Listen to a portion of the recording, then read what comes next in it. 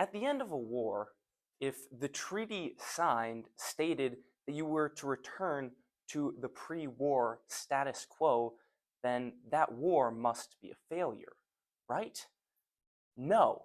In the War of 1812, this is exactly what happened, and yet the United States greatly benefited.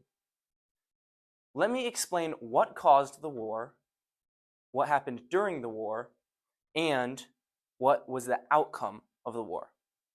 First, what caused the war?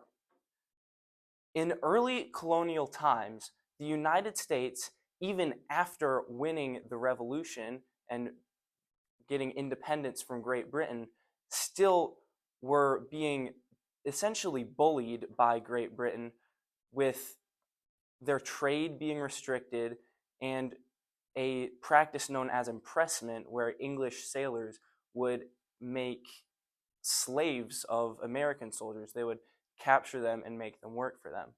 And of course, the United States did not like this. And this led to the War of 1812, where the United States went to war against Great Britain to hopefully change what was happening. Next, during the war, what happened? There were many very monumental battles, such as the Battle of New Orleans. And the USS Constitution became very famous for being such a good battleship and winning against the famous Royal Navy, which was practically unheard of at the time.